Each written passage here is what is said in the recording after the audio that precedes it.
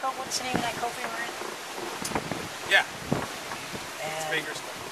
we pulled up something like 1,000 pieces in about 90 minutes.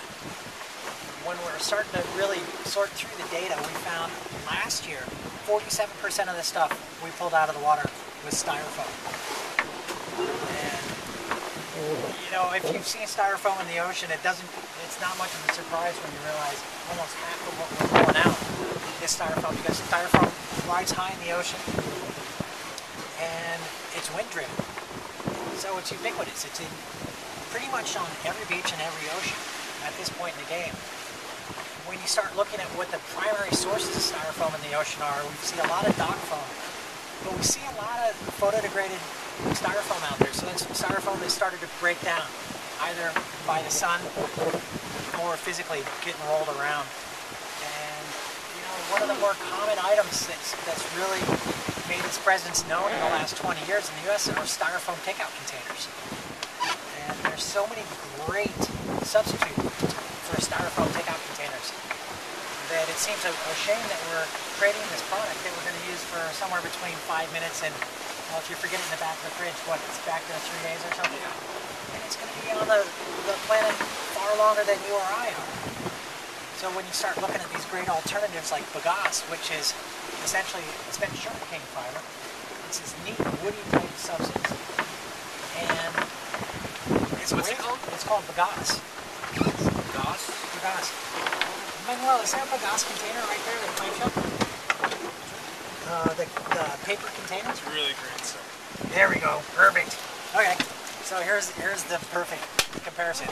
So here's our styrofoam takeout container. You can see all the bite marks in it, right? From the seabird that was chewing on it. And this one, when we picked it up, I'll give you a little more detail on this one. It was floating like this. Okay, and you'll notice all this yellowing around the edge.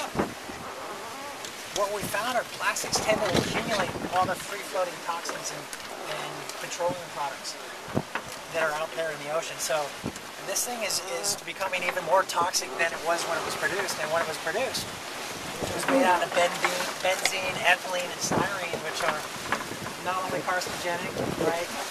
They're neurotoxins, and they're also mutagenic, so they mess up your chromosomes as well. So we're eating food off of this stuff. Kind of a crazy concept, where we've got this stuff called Bagasse, which is spent sugarcane fiber. So and how do you spell it? B-A-G-A-S-S-E. So after you squeeze the cane juice out of the sugarcane, they take this stuff and they burn it. And they'll use it, you know, they'll do a little cogeneration with it usually, to try and turn it back into energy to fire the sugar plants. But the idea is it's turning into CO2 and going straight up into the atmosphere. Well, if we turn it into this Bagasse takeout container, and we serve our food up in it, take it home with us, we're done with it, throw it in the compost pile, it takes 2 weeks for this to disappear. And in Santa Cruz, about a 3-month growth cycle for our tomatoes.